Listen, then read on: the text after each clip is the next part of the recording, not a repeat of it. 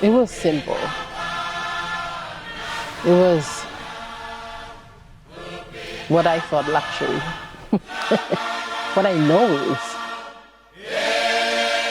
Felt happy. It was like home in the ocean. It was like everything. There was no tomorrow. There was no anything. It was like live now. That was the life I remember. Like we would escape early after school just to go throw our bags and change and run down to the beach. We wanted to be next to the sea. Everything was in there. It was full of so much life.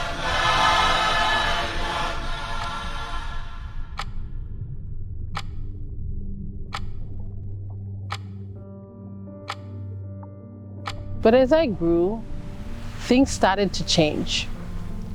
The fish started to disappear, and the reef started to die.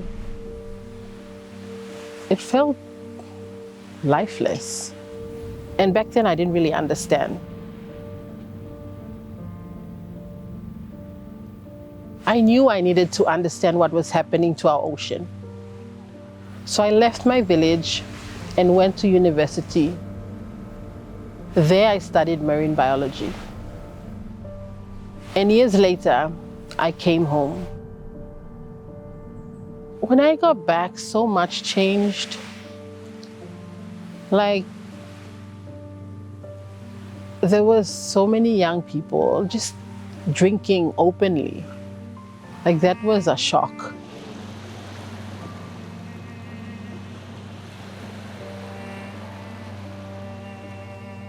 I didn't expect that, nor did I grow up in that kind of environment. So it was like a shock to see young boys not in school, or they're in their uniforms but drunk already on the streets, or carrying boom boxes. Like that became popular. And so much noise. There's always like fights in the night, and the community running down to solve, some youths getting into some violence or fights. It was just, everything was just so shocking. It felt like the strong community spirit I grew up with was fading. The fish were disappearing, the reef was dying, and the community was losing its way. I knew I needed to do something. I can't have my kids growing in this environment where they see that this is normal, because this was not normal. And I think that was my biggest motivation, is doing something that can change for the future of my kids. That small idea eventually became the ENB Seakeepers.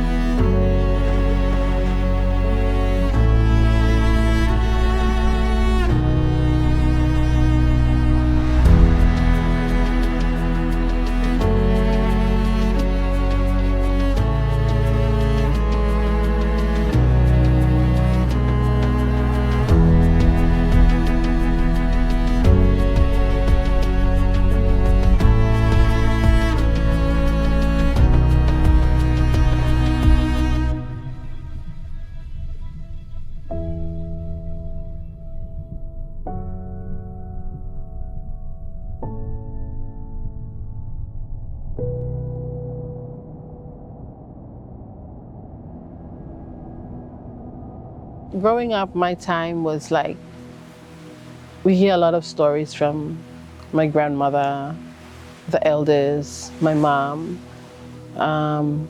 stories about conservation, stories that foster, about our culture, and they all they make so much sense.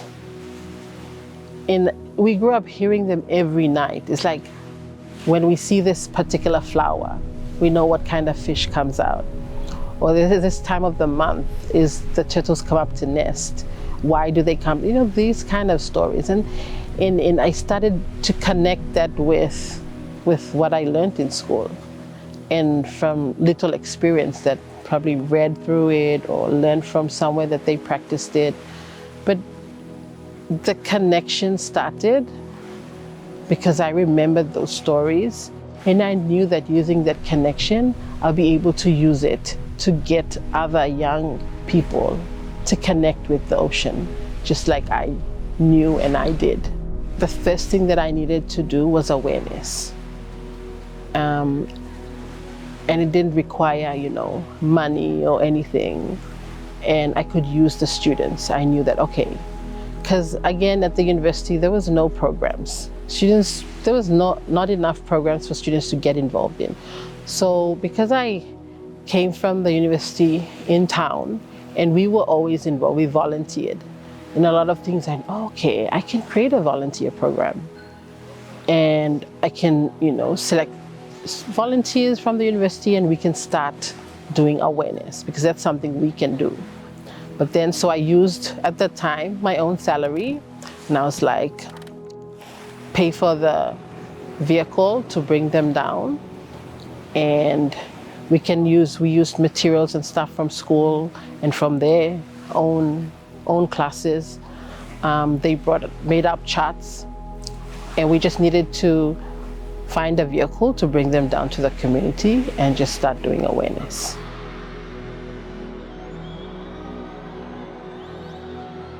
I sometimes felt like giving up. I felt like maybe this won't work.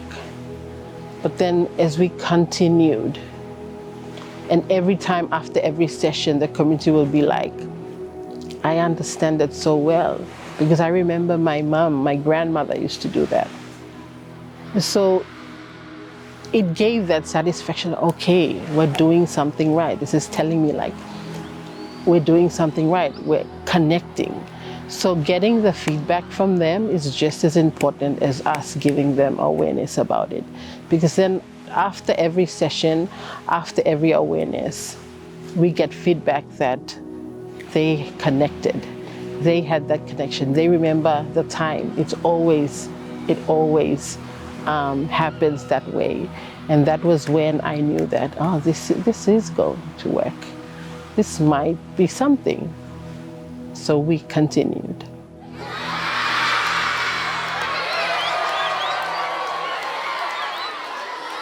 So apart from awareness, we do a lot of other stuff. We do coral restoration because our reefs have died.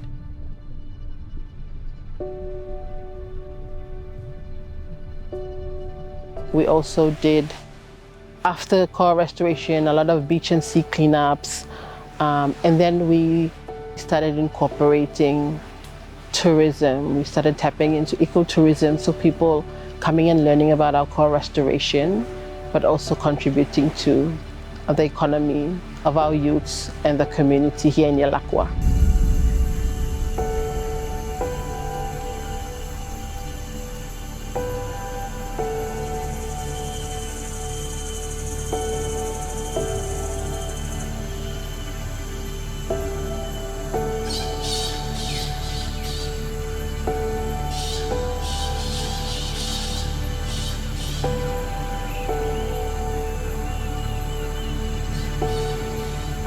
In order to do this work, we can't just focus on the ocean in isolation.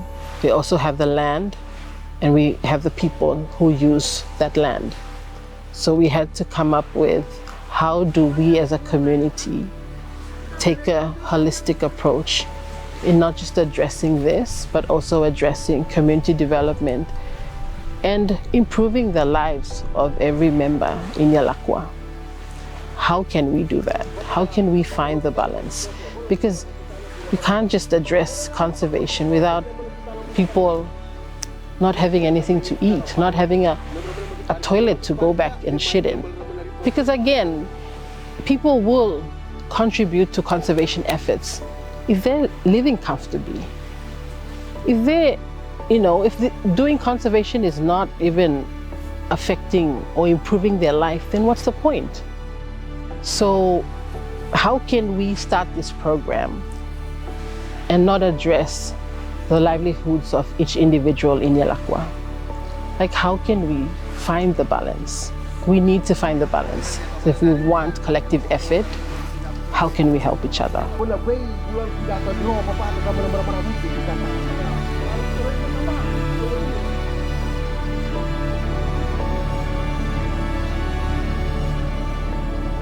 ENV Seakeepers is not just about restoring coral reefs. It's about restoring connection. Connection between culture, community, and conservation. I didn't start this alone. I didn't do this on my own. This program wouldn't have been a success if it weren't the collective effort of the community of Yalakwa. We all wanted this change. It was just getting them on board the mission. And then when we all understood our mission, we fought for it together.